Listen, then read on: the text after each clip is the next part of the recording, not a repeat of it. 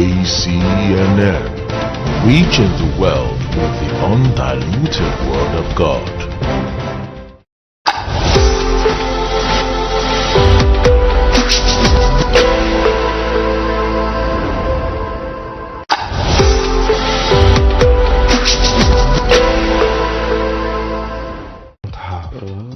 When you are talking about integrity, you are really talking about the real person, who that person is.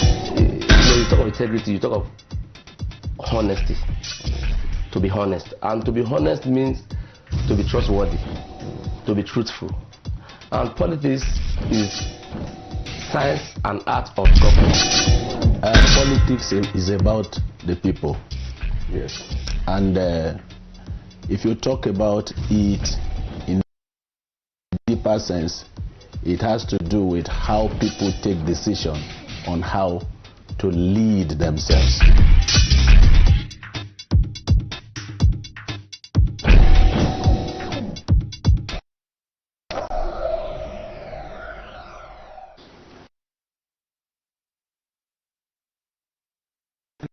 Welcome to the first edition of Christians in Politics for the month. And we shall continue from our previous discussion, setting agenda for this government with focus on health sector. Health is a state of complete physical, mental, social well-being of a person, and not merely the absence of disease or infirmity. Good health is central to handling stress and living a long and active life. Nigeria as it stands shoulders 10% of the global disease burden and is making a slow progress towards achieving the 2015 target for the health sector. Welcome to another interesting edition of Christians in Politics. I am Korede Akitunde, and I have in the studio with me this day Dr. Henry Ewonu, who is a medical practitioner. Doctor. Thank you for having me. Well done. It's good to have you again. Good day, listeners.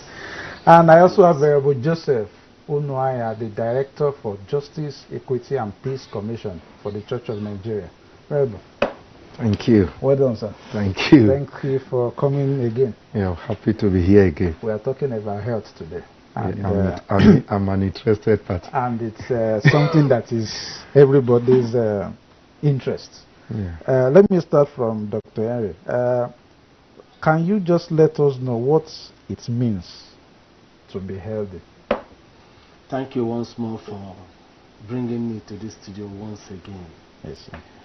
When you were defining health in your intro, yes, I almost interjected by saying that definition is 1948 definition. Yes, so a lot has happened between then and now.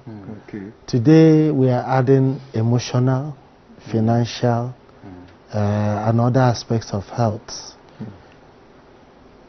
For instance, a man that is always beating himself at night, that family is not healthy. So health is a state of the ideal state of living, the finest point of living.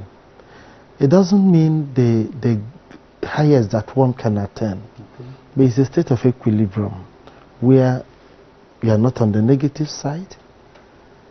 Physically, you don't have any aches that are disabling you, because at one point or another, one may have one ache somewhere, either at back or head or something, but it is not so disabling as to prevent you from carrying out your daily activities.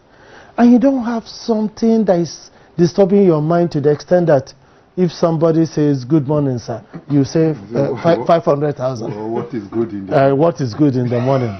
So health is about living well. Health is about having a good life. Health is about having a life that when it's time for sleeping, you sleep well. When it's a time when you wake up, you have where to go to. When you are hungry, you see food to eat. If you are thirsty, you find something to drink. So once you are not in this type of state, one is not healthy. That's a good one. I don't know, Venerable, you want to add something to that? I think while he was expatiating on the definition of head, a big body just came upon me, and I can codify it in a very simple language that Nigeria is not healthy.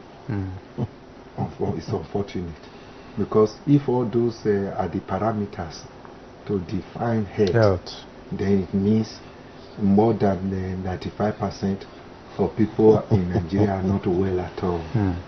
So that is my major concern. But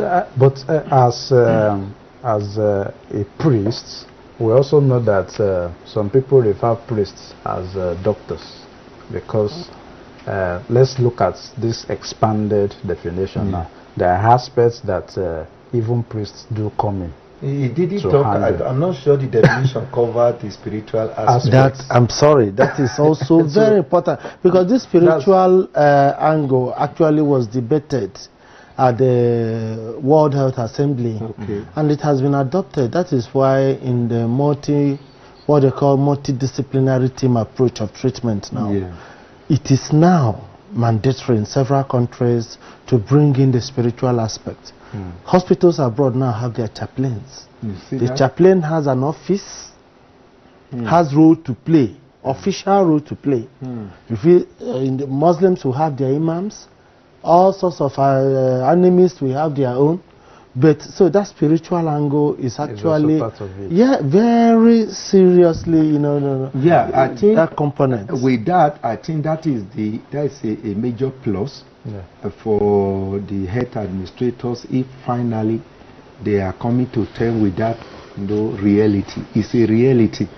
Those of us who have been into deliverance ministry for years now can tell you that we are not saying that sicknesses are not biological and all that, but there are many sicknesses that doctors have no solution to because they are purely spiritual. That is why, for instance, asthma, let me take that as an example, it's a sickness. It can be biological. If somebody is having problem with the breathing system and is choking, they can say it's asthma. But what happens to a case where asthma follows seasons, asthma that comes every 7 days, asthma, and that very 7 day must come by 12 midnight, and the person has been able to observe that very trend, then you come for simple prayer, the person falls down under anointing and manifests violently, and maybe you hear a demon speak, and that is the end of that asthma. No drug, nothing again. Many doctors can testify they have witnessed such. They have seen their parents, their condition really reversed in that very manner. So as much, I think the clergy, like I said, should work hand in hand with the medical personnel to make the health approach holistic. And that gladdens my heart that let me have they are beginning to. This has been implemented in Nigeria. Nigeria go implement science and faith. Yes. Sometimes, most of the time, will not mix together. It looks as if it's water and oil. However, they can complement, because you see, if you are making soup, you need palm oil and water. Though there are two immiscible liquids. You see, like the example mentioned, asthma, which we call bronchial asthma, peptic ulcer disease, certain other conditions, even manifesting as skin rashes. Most of these are grouped under what they call psychosomatic illnesses. You see that? Psycho, mind. Soma, body. So psychosomatic illness, talk about those illnesses that will manifest in the body because the mind is sick. Okay. Who else is best positioned to repair the mind apart from the priest? Now, you say yes, priests and doctors, because it comes from the scripture. that God is the greatest physician. So if we have God's ambassadors or staff on earth, the clergy, there are also physicians. Actually, historically, priests used to perform circumcision. Surgically, they perform it in the church before roles started, you know. So there are still a place for the clergy in healthcare delivery. As we go in, further into the program, maybe I will add another one which is lacking. Okay. Now, let's go to analyzing the health sector in Nigeria. Doctor, what can you, looking at the health sector, how can you rate the health sector in Nigeria currently? As patriots, as good Nigerian citizens, who shouldn't be running our country down every time. No, let's just, Doctor, I know you to be a very factual person.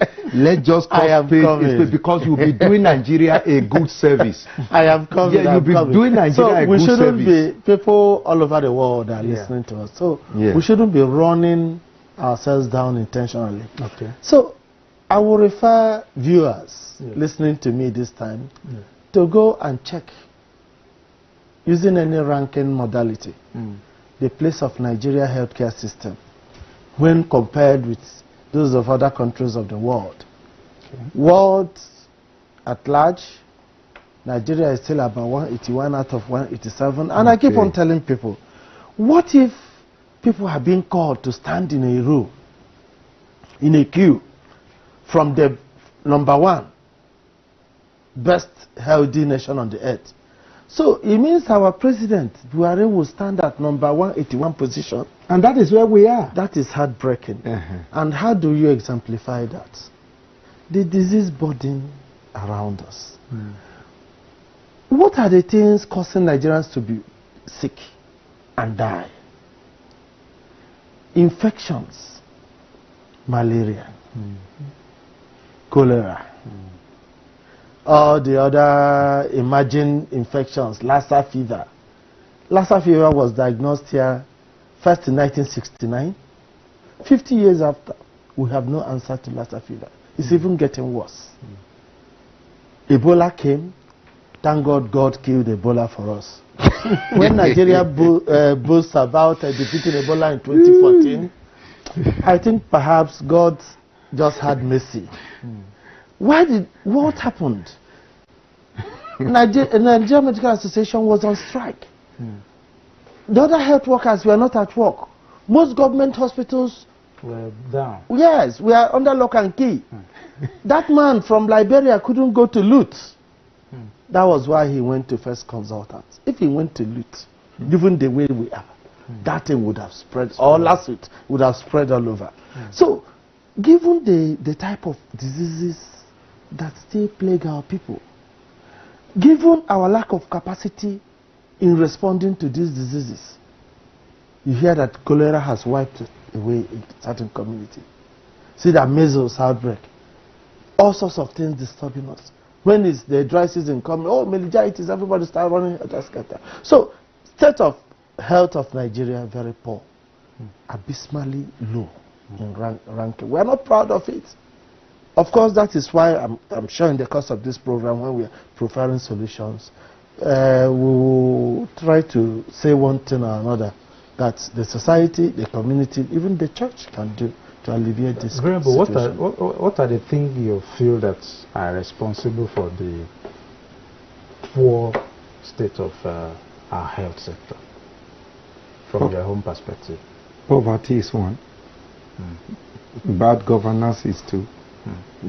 And ignorance, 3. Let me take those 3. Poverty, most of the diseases he was mentioning just now. If you take, for instance, Lassa fever, the vector is a rat. In a probably that is living well in a modern building, is rat supposed to be living with him? Is rat supposed to come and be defecating on top of your gari? So all those are signs of poverty. When people are living below minimum standard, then most of all these diseases can just begin to transfer from one person to the other. So when people are not living healthy lifestyle, then disease will flourish. So look, do you know my new parish, Anglican Church of the Pentecost, there's one bridge there we funnily call Ekmenisi Bridge. That's our small bridge constructed by the former vicar, now bishop. Okay. So we call it Ekmenisi Bridge. the stream underneath, whenever we are passing, in fact, the dirtiness of that water irritates me. But do you know, every day people are coming there, you see them brushing their teeth with that water. You see them. Yesterday from my window, I saw a man taking his bath on that very water. I say, is it no better this man didn't take bath at all? What is he doing there? Then what's more, people are bringing beans for akara and all these sorts of things, food to be that they are going to process and send it to the open market. They are bringing in there to wash it. So that is sign of poverty. Now, when you I talk about bad governance, which is the next thing, is the issue of this thing. If there's good governance, should it water? There be pipe-borne water? What does it take for government to provide pipe-borne water to people? The question is, are we moving forward or moving backward? When I was born, in the I was born years ago in the early 70s, I met water running in my village. But those water have been cut off for over 30 years and water have never flown again. So it means problems that were solved about 40, 50 years ago by leaders, we have not. Today you begin to wonder, do we have leaders? What is wrong with our people? What is wrong with our so-called leaders? Why can't they see? Why can't they replicate what they see overseas? These are the issues. Bad leadership. Look at our hospitals. Are they funded properly? Even if they release funds, are they properly monitored to be sure that the money is spent? All these borders on bad leadership. So for as long we have this kind of uncaring leaders who, if they are sick, they need a good hospital, they enter the next available flight and fly to India or fly to England or anywhere, or US, and they cannot think of how to replicate some of these things. That is bad leadership. Then the third one I mentioned is ignorance. Ignorance is a disease.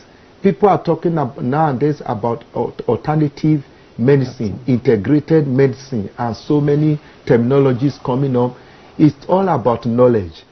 People are now coming to tell us that most of the sicknesses that you come down with is as a result of the type of food you eat, the kind of a lifestyle you live. So Nigeria is still very, very neck deep in ignorance. Even the Bible says, "In my people perish for lack of knowledge." So these are the three major factors I can readily put my finger on that has made our health sector to remain where it is. So, Doctor, you agree with this fact that the health sector is in a poor state? It is, yeah. It is. So, what are the roles of government in health sector? Well, the 1999 Constitution as amended. Of course, all the constitutions Nigeria has ever had, from the 1922 Clifford Constitution, none has ever recognized health as a justiciable right of the people. See? Health is a right. It's not just a social commodity, like, for instance, water, electricity. It's a right, and in 2015 I think the United Nations has so adopted that health is a human right. Even the last amendment of the Constitution, none has done that, except in 2014, when the President Jonathan's administration gave us the National Health Act. That in Section 11 of that Act created Basic Healthcare Provision Fund to provide for basic healthcare package for all Nigerians. Okay. The implication of this provision is that Nigeria has for once recognized that the citizens should be cared for sake, and they should be taken care of. The fund, the money available to do this is quite paltry. But we, in the development community, we are rejoicing because for the first time, health has been recognized as something the government, the government deserves to play a very important role. Your question is on what should the government do? Yes. One, leadership, governance, oversight. That was why I started with the Constitution. The instruments needed for this, laws, today we have the National Health Act. Unfortunately, since it's not in the Constitution, the states will either choose to implement it or domesticate it or forget about it. Just like the Universal Basic Education Act, some states have not domesticated the Child Act, many states have not domesticated it. So that is the challenge. So we are pressing forward in during the next constitutional amendment for it to be mentioned there in black and white that health is a right. Social categories of people should have free healthcare package, one thing or another. Maybe health insurance should be compulsory for all Nigerians and so on. That's why it comes to leadership, governance, then oversight. As a small child, when my mother used to take me to hospital, we used to see, sometimes they say, oh, the matrons are coming for inspection. The nurses in the ward start running around, preparing, making everywhere look healthy. Those things, those days have gone. Today in public hospitals, there's nothing like, oh, officials are coming from the ministry for inspection. The type of oversight we have today, the members of National Assembly Health Committee, they say they will pre-inform the management. The management will go and prepare. Sometimes they will go and borrow bed sheets to go and decorate the place. Wards that cobwebs have not been removed for years.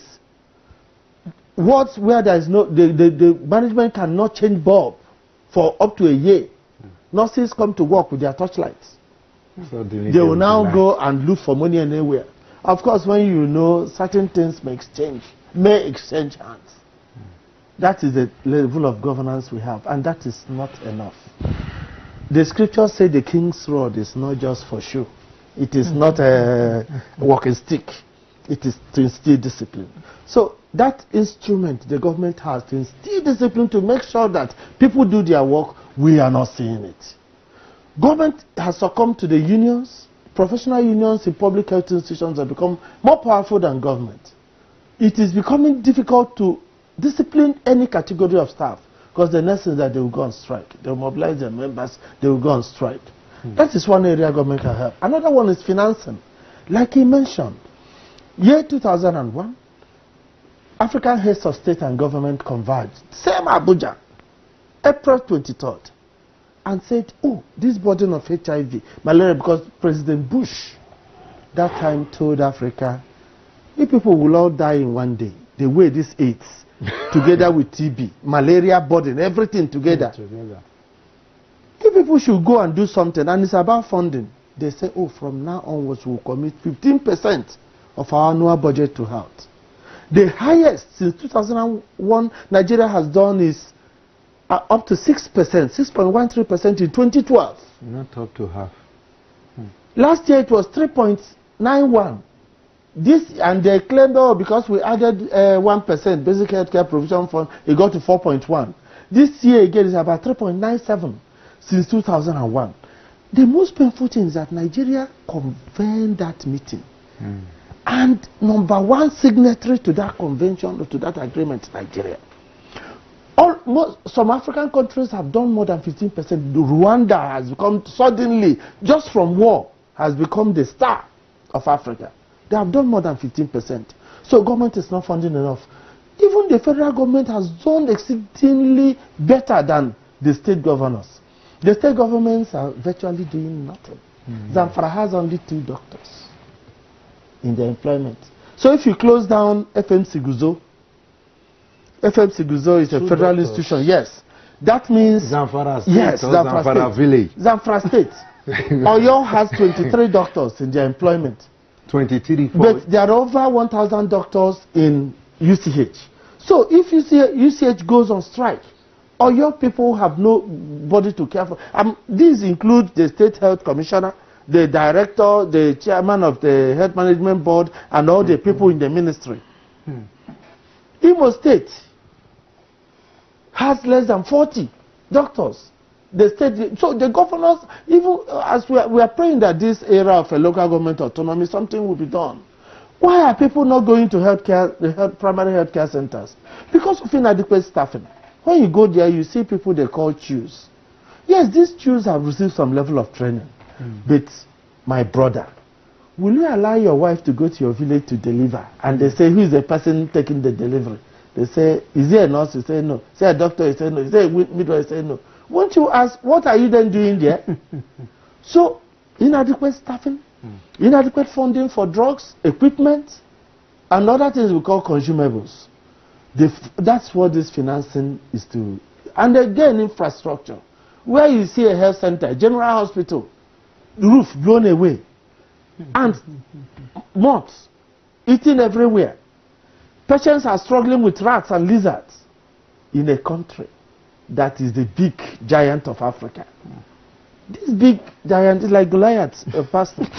Before that David. small boy will always. Rwanda is the one now that we are using as a ready example. We are not giants. This type of Goliath, that small stone will hit and it will. To sports. No, it is this for giant. That is why whenever they say something, I say big for nothing. There is a car called big for nothing. It is a terrible thing that our country is suddenly becoming big for nothing. Nigeria is a supporters club. So these are the areas government can help. Why are doctors? Are this also why doctors leave the country? Because almost every year the universities chunk out medical doctors, and from reports, hundreds of them leave to Europe.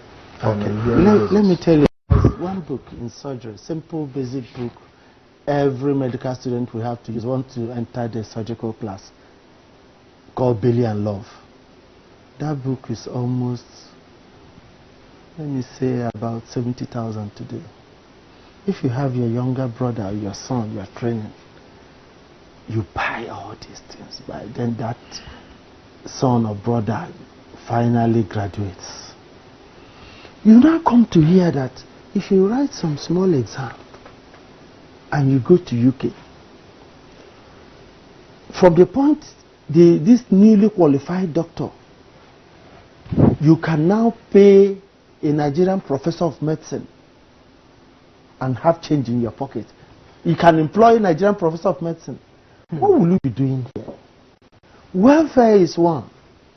Please, we should not think that healthcare workers, doctors, nurses, and other healthcare professionals are not patriotic. We are. But we see our senators, your brothers in put, the ones you go to preach in National Assembly. As they are resuming, the people vote as they are resuming, you know what their welcome package is. But there's no, let me repeat again, there is no Nigerian professor that is earning up to 750,000 every month. Abroad, he'll be earning more than 20 times what he's earning here in Nigeria. If he goes home, he switch on the light, he will see light. He turns the tap, water will come. He's treated with dignity. He can afford to buy a brand new car. It's not every day at Apple mechanic workshop. There is no threat of Boko Haram. There is nobody planning to kidnap him on the road. There is no landlord breathing over his neck. He can afford to send his schools. Look, there is no matter how senior the medical doctor is here, that can confidently send his child to the best of secondary or primary schools in this city, Abuja. So it is in Lagos and other cities. So what would this doctor, nurse, or everyone be doing here when there are other nations that are ready to appreciate him? So that's why they are living. Welfare, in terms of salaries, emoluments, conditions of service. Secondly, enabling environment for working. So we can actually say the former Minister of Health was not telling us the truth when he said we have enough doctors. Okay, former Minister of Health for Labor and Employment. He said Nigeria, let's not mention his name. he said Nigeria has surplus. Yes. Of course, I'm sure he will live to regret that statement every day of his life. Very unfortunate. He was trying to play politics with the truth. You know the truth. Yes, sir.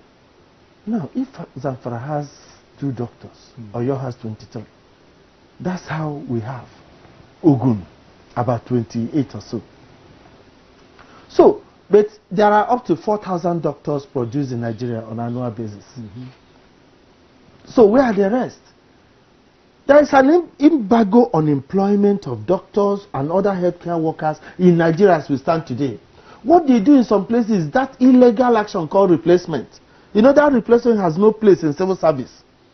It is illegal. It is criminal. They say somebody has died. There is no vacancy published anywhere. You secretly bring someone and call it replacement. So our doctors and nurses are roaming the streets with their credentials looking for. Government is not employing.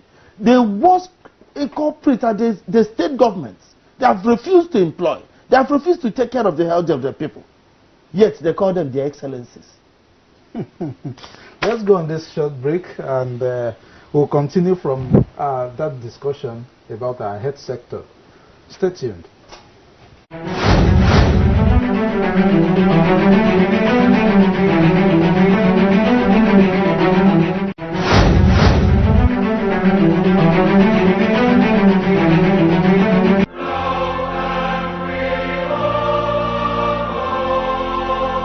Special Thanksgiving service for the Governor and Deputy Governor of Rivers State. The Church of Nigeria Anglican Communion, the dioceses in Rivers State comprising the dioceses of Niger Delta, Niger Delta North, Okrika, Ahoda, Ogoni, Eche, Ikwere and Evon cordially invite you to a special Thanksgiving service in honor of their excellencies. Yesum Ezenwawike, CON, GSSRS, POS Africa, Governor of Rivers State, and Dame Dr. Ipalibohari Banigo JP, DSSRS, Deputy Governor of Rivers State, for their re-election, inauguration into office, and valuable contributions to the church and state. Date is Sunday the 7th of July 2019. Venue St. Paul's Cathedral, Geo Garrison Junction, Port Harcourt. Time is 10:30 a.m. God bless you all as you come. Announcers Right Reverend Innocent U. Ordu JP, Bishop Diocese of Evon and Chairman Organizing Committee, and Sir Prince Charles D.S. Ogan JP, Chairman Media and Publicity Subcommittee.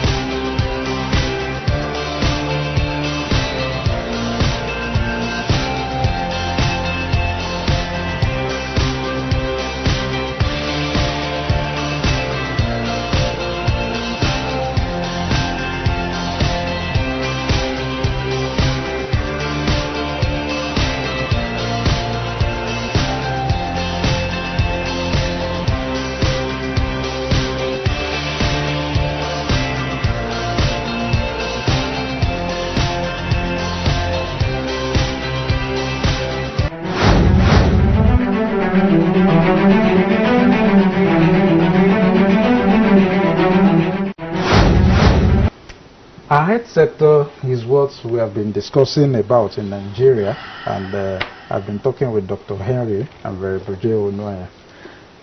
Venerable, let's have your take on what you have also seen as a minister of God when people come to you about health issues, both mentally, emotionally, and spiritually.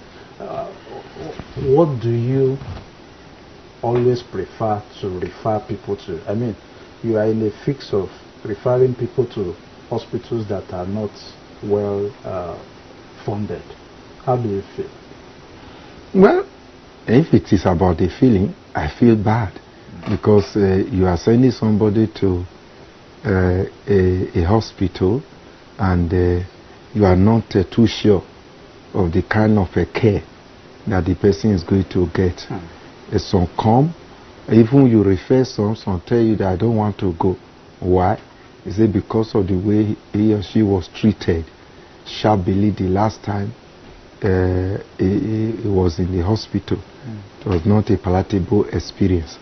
Then another angle is people coming to tell you that I've been taking, for instance, let's just use some, use a particular example, or I'll be treating typhoid for the past 2 years. I'll be treating malaria for the past 3 months. And I've bought all the drugs, repeated again and again, and nothing is happening. So such things becomes a burden for the priest and the minister.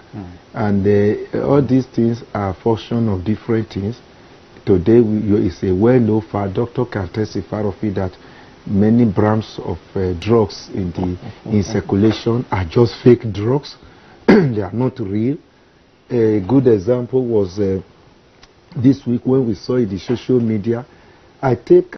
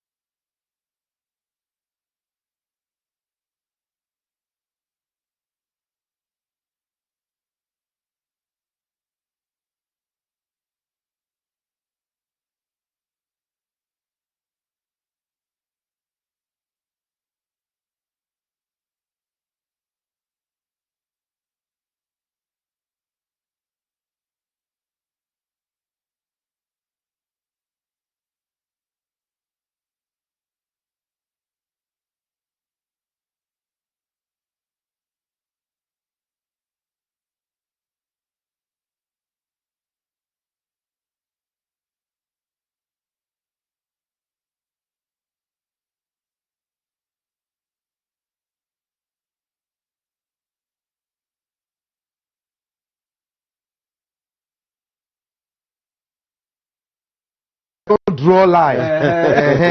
So if you are saying pastors and I say no, those are fake pastors, well, I agree to a large extent that majority are fake. But how does the ordinary Nigeria design who is fake and who is not these fake? People are in the system. Now, let me take it to the next level, talking about the fakeness of these doctors and all.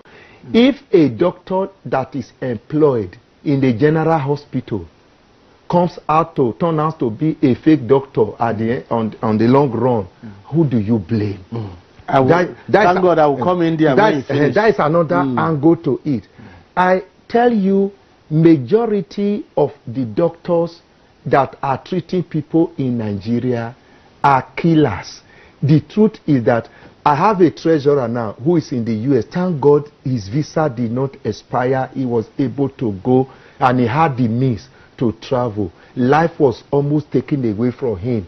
They put him in a MRI machine and left him there beyond the recommended period. And they said, you may confirm, they said they gave him a particular drug, whether it's injection, whatever, they gave him that he's supposed to take it before he goes into that very machine.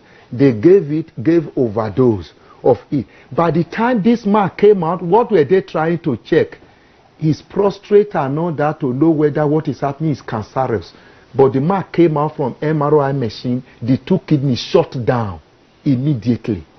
And that is what we have been battling for how long now? So, and my brother, if we want to share experiences, you will know what I mean. My late wife, you have shared that experience. You have shared that experience. It is malaria, ordinary malaria that, let me share it again. Because let me take the angle when I use the word. But we have time. Wait, doctor. Let's look at let me quick. This type of situation the statement I made. The statement I made. When I say many are killer doctors, I want to justify it by. They're not killer. No, wait. I say many. Now you may not agree. It's your constituency. So, but we are the victims. So now, what do you make of somebody that had malaria and he was taken to a hospital and they are pumping in what is it called fluids, and they did not know that this thing is accumulating in the lungs to the point that this woman started jerking. She cannot breathe. Telling them I can't breathe, and for 3 good days. Doctors are calling me to the corner to tell me this is panic attack. What are you fighting with your wife?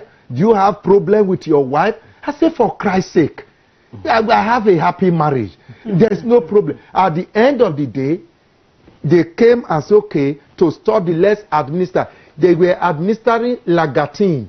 Lagatine knocked out her brain. The heart was already going.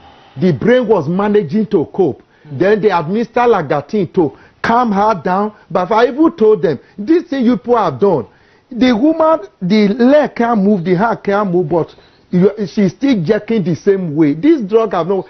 They said they should re-administer. At the end of that was how gradually, like what they say, going. Do you know they told me to sue the doctor, but I refrained from suing them. Do you know why? No, do you know why? Let me tell you why.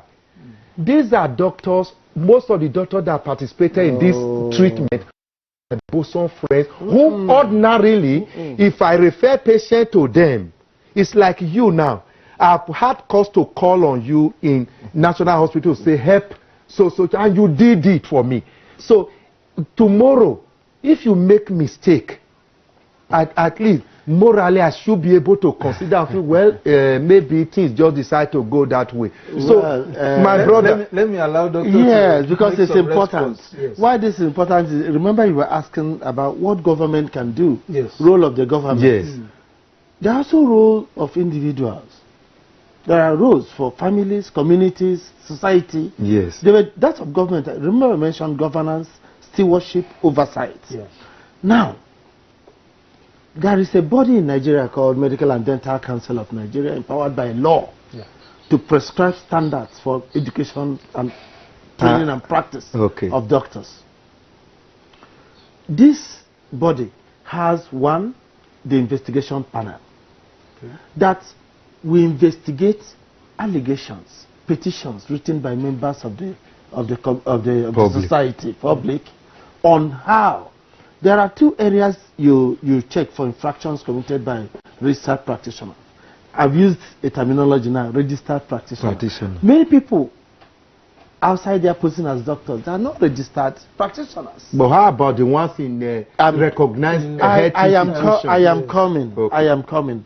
Now, it's either misconduct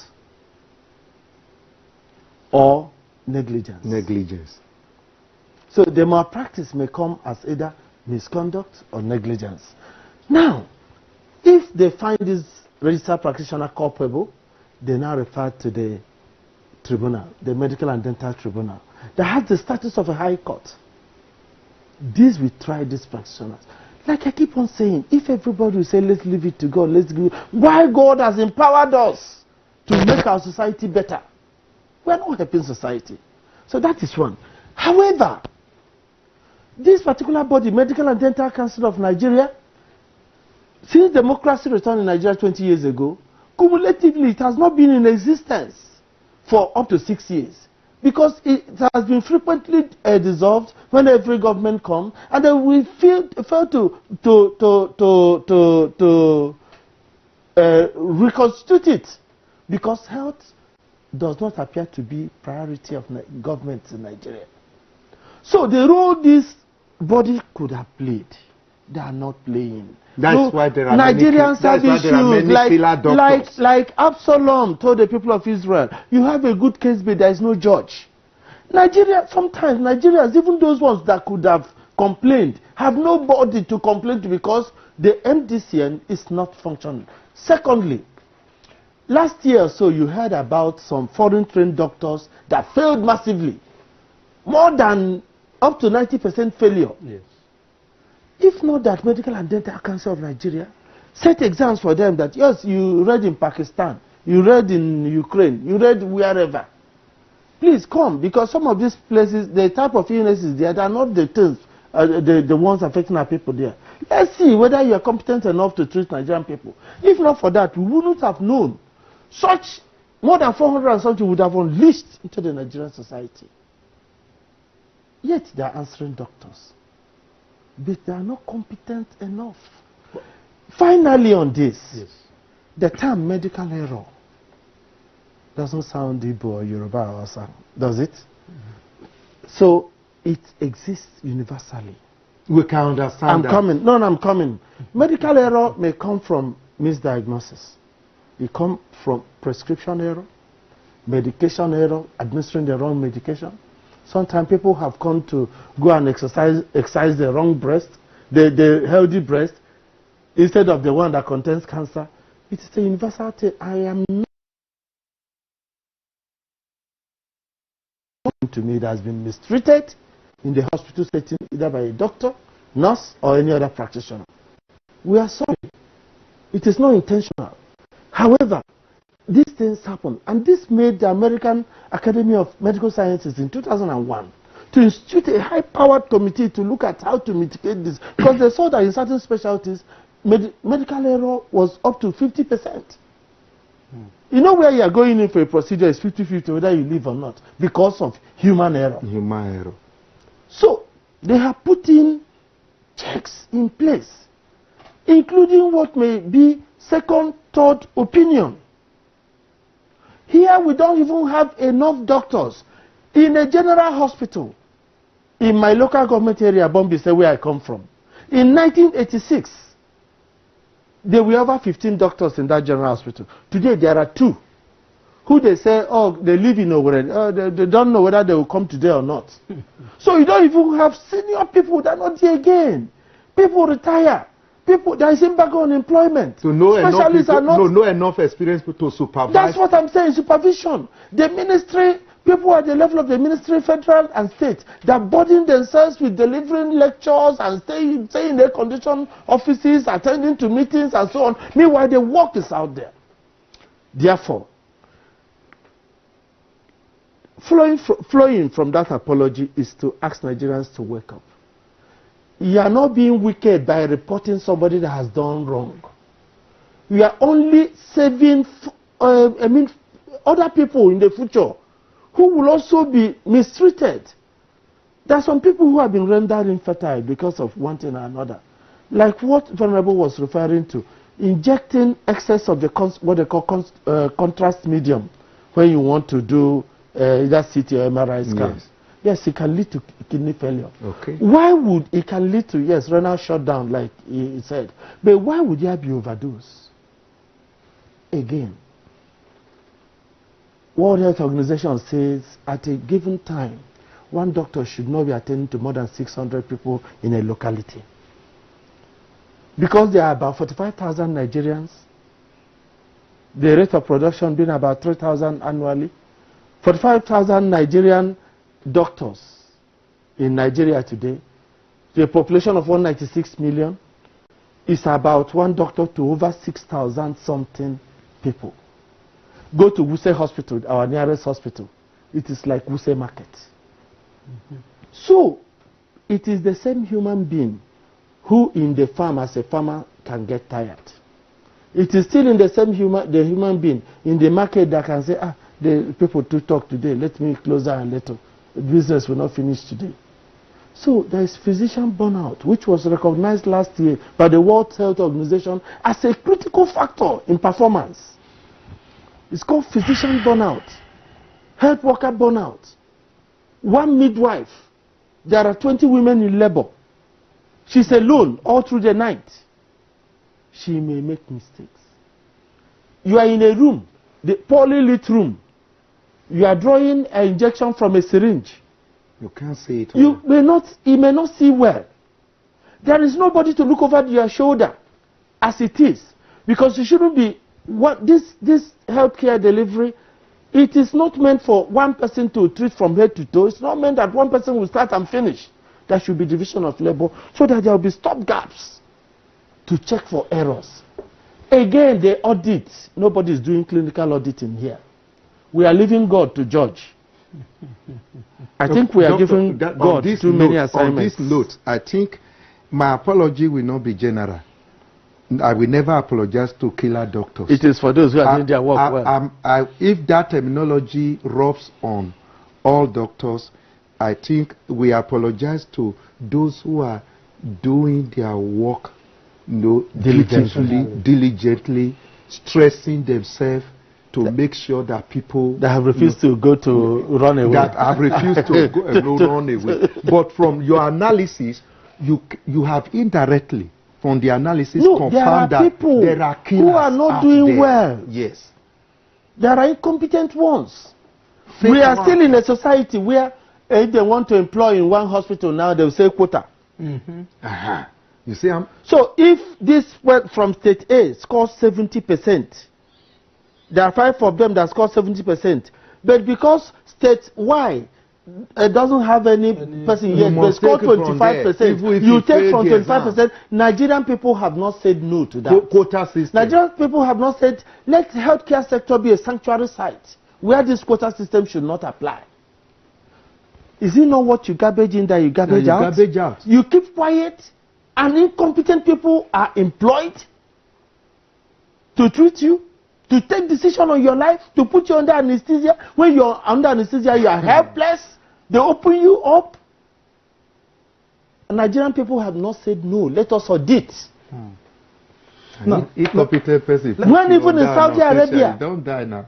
In Saudi Arabia, they take our professors are first on call. That is another area. Do you know what first on call means? The first person to see you. That is the first person to make an impression on that illness, especially in the night, during weekends. Have you taken anybody to the hospital at night? Who do you see? The most junior of workers. Either doctors, nurses or so. Most junior of workers. But when Saudi Arabia, when they employ, they place our professors from Ibadan and Lagos and everywhere and Soka, they place them first on call. Because that very critical moment, I'm dying, I'm dying. If it's not you need that an old as that, it's good. To know what to but do. in our system here, the first on call is the least qualified. And they begin to recommend. Who are the people you see at the first contact when you reach the hospital? At the counter, you want to open a card. The least educated and least employed. Yes. Not even qualified record staff. Maybe youth corpers, who are still trying to serve, or IT people. Imagine if Transcorp Hotel, in their reception, who do they put? The most courteous of their staff, the best dressed, the best looking. But what do you see in our health sector? Nobody cares. Now, let me take your view on these agencies and their role as we round up. Okay. Briefly, yes. The NHIS, the National Immunization Coverage Scheme, the Nigeria Pay for Performance Scheme. Well, what are their roles? NHIS. The NHIS, the NICS, that's the National Immunization Coverage Scheme, and the Nigerians Pay for Performance Scheme. What are all these for? Well, NHIS is an organization, that's National Health Insurance Scheme. Yes. That's even the amendment bill has been passed to make it a commission, to give it greater strength, give it a bigger bite, improve the coverage. Health insurance is a system that can use, because the pooled risk system, where people pay, contribute something for the rainy day, pool resources together to service the system, to provide drugs, provide equipment, and take care of staff for the day they will fall sick.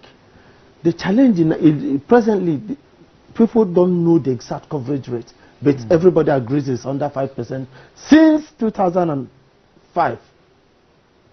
Since 2003, when it was launched, it's still under 3%. Rwanda is approaching 95%. Ghana is 86, 87%. People that started at the same time with Nigeria. Elsewhere, because we will always have the poor in our midst. That's what the Lord Jesus said. So one way to make sure that ensure universal health coverage, which is the song of today, to make sure nobody is left behind, like Liverpool FC will say, to make sure that nobody is disenfranchised, make sure that in the times, that day of trouble, you will have an ally. It's health insurance. It works in the UK, the National Health Service. Other countries of the world is working. Our own is not working because of management. The pay for performance is an innovation introduced about 2017 to incentivize performance. That is, it is to encourage healthcare workers and health facilities. Given certain indicators, for instance, antenatal care attendance, number of deliveries taken by scale-back attendants, availability of drugs, cleanliness, sanitation of the health facility. That health facility is a performance reward system-based scheme. Where, this health facility is doing very well, we give them something. 50% will be for staff. 50% will be to bring more drugs. Since people know how to manage what you have, like that parable of the talents. You people have performed well, therefore take more. The immunization coverage. Immunization is supervised at the national level by the National Primary Healthcare Development Agency. Unfortunately for us, the national immunization coverage in the year 2016, that's the latest, in Nigeria is 23%. World all over, for that country's children to be healthy, it must be above 90%. We are 23%. Even Lagos, that came first, is about 85%. Some states in Nigeria, 2%, 3%. Yet they have their governors that answer their excellencies. There are senators from there, they call them distinguished, and they answer. They collect money.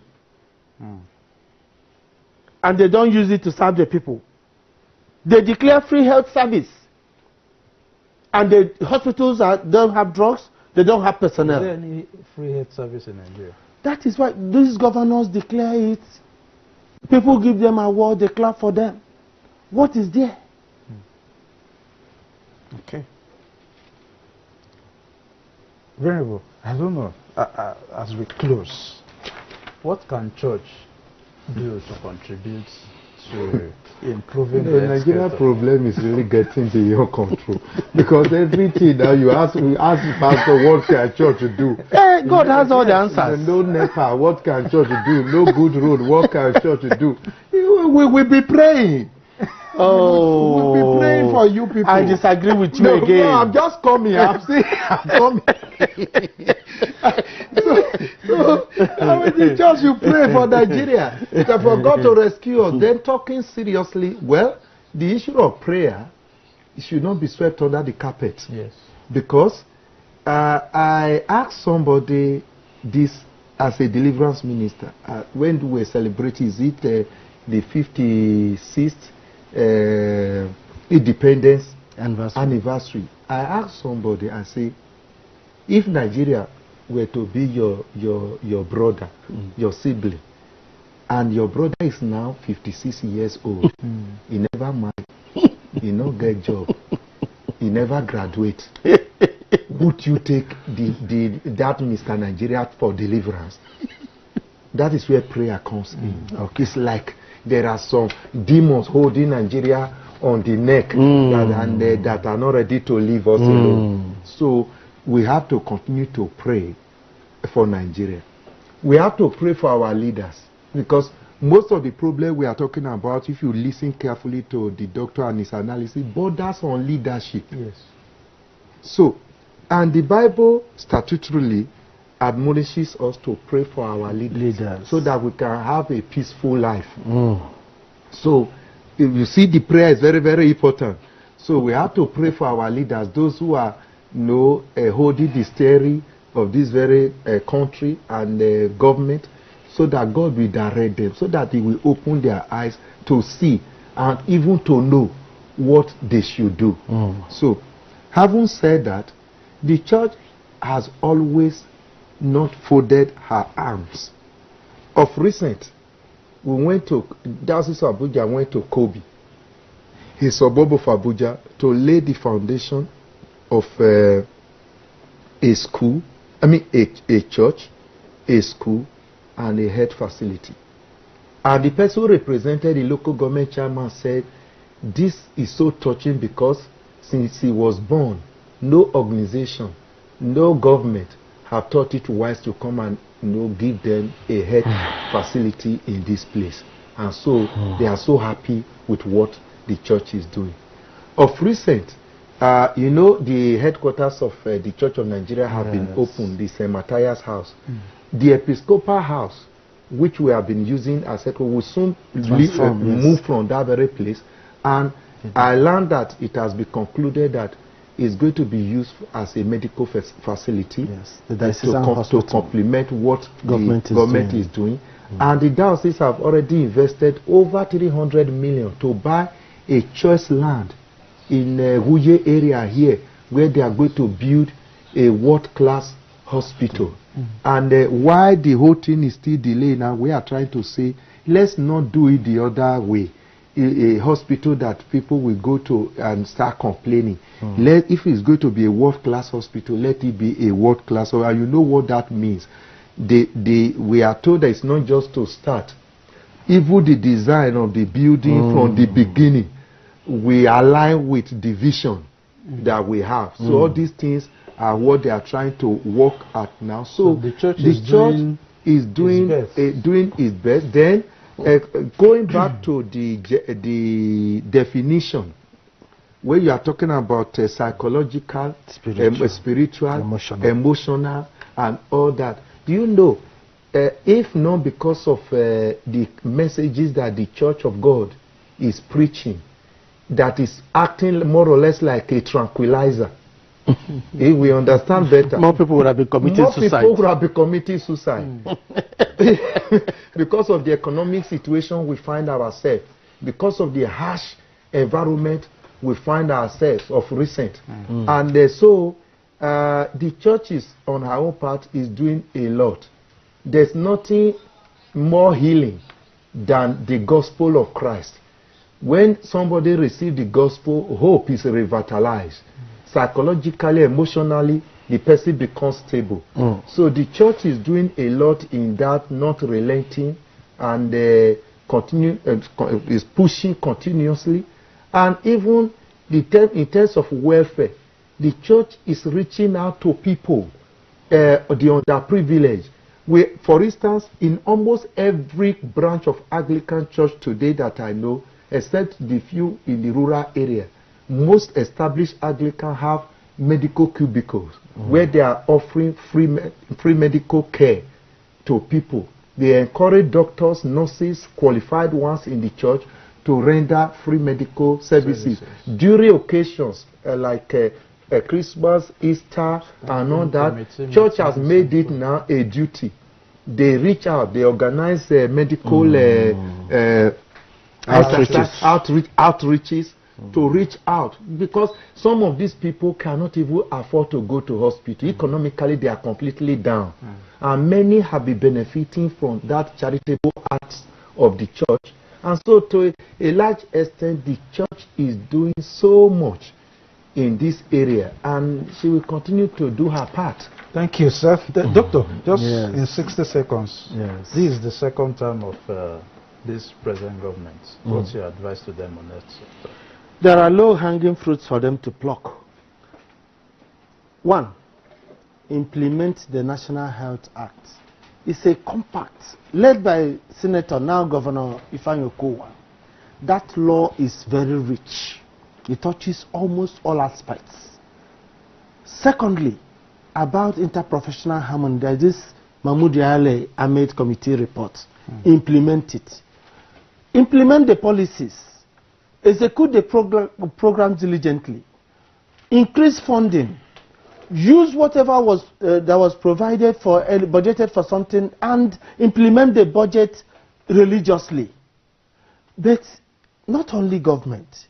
Permit me to just one word for there is something that is an issue that is breaking my heart.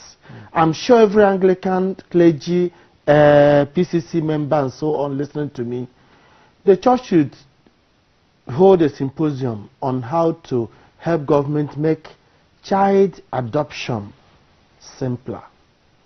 Baby factory, child trafficking, baby stealing is because people want to have children that will call them daddy and mommy. But either one thing and another, the procedure is too complex. From point of initiation, expression of interest, till when it can work, it can take up to 10 years. Wow. Secondly, it's only about 3%, as I learned, that will succeed after applying. It is so cumbersome. The church, because this area of comparative advantage, having compassion, after all, these babies that are thrown away, that are abandoned, the church should work out with the social welfare units of various governments at various levels to please see how child adoption could be made simpler. A lot of our members are hurting. A lot of our members don't sleep at night because of childlessness. Do your role. The ministers of God, please, all this your prayers and blessings on people in government who are not performing. It's not for you to judge, but you have eyes.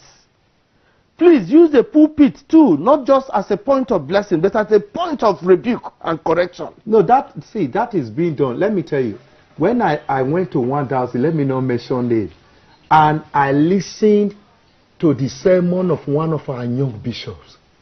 Oh my God. If people cannot repent after that message, I wonder if God comes down from heaven to preach the gospel, whether they will listen. And you know, it was the mother of a serving senator that was being buried. And more than half of senators, more than half of governors in Nigeria, more than half of members of House of Rep were all there. They listened. They were there. Do they implement? Do they take this thing? Keep on in season and out of season. Keep on preaching. Let them repent. Then, if I may, so I don't know whether there will be opportunity for me to say a word before you draw the curtain. See, I want to challenge the present government of President Muhammadu Buhari. He nearly died during the first tenure as a president. Thank God he didn't die. Because he was able to go abroad. To where he was treated properly. Good. And you can see it's very healthy. That is why people were confused whether he's the real man or another Jibril man. of Sudan. Because he was exposed to good medical care. How many Nigerians can travel?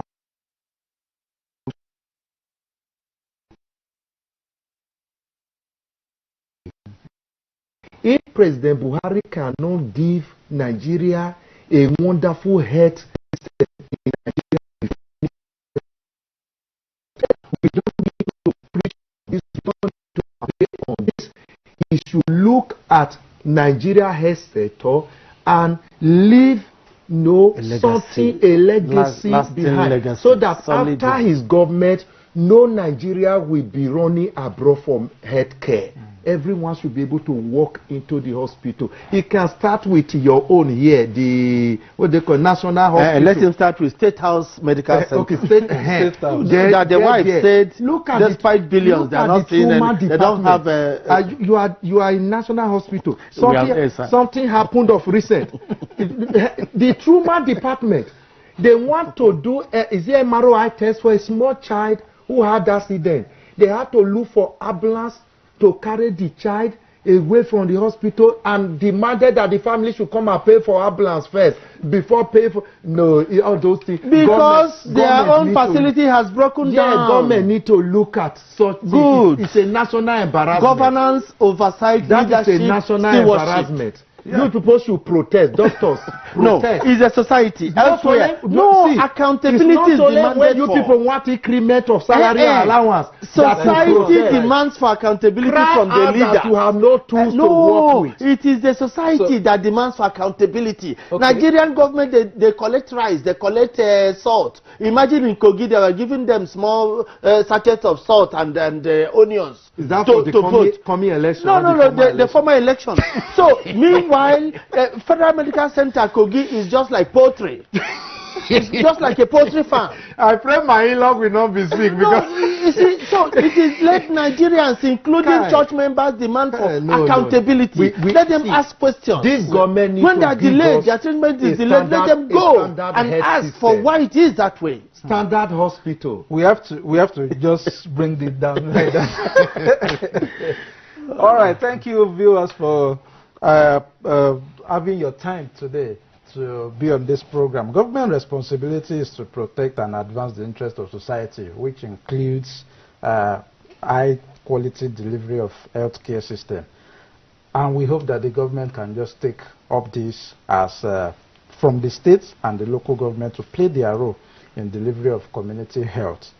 That's how we round it up this week, and I'm sure you don't want to miss next week's topic. And next week will be much hotter because we are going to be talking about a fresh case. I hope you are not discussing Ruga.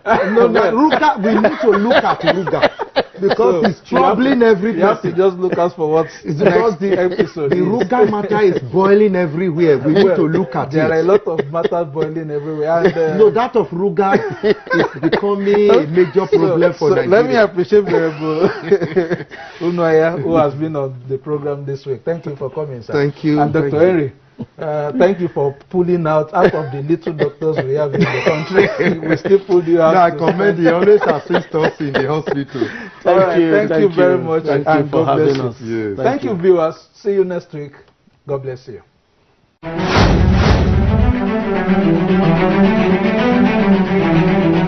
The views and opinions expressed on this program are those of the guests and viewers and do not necessarily reflect the views and opinions of Cable Network Nigeria, ACNN.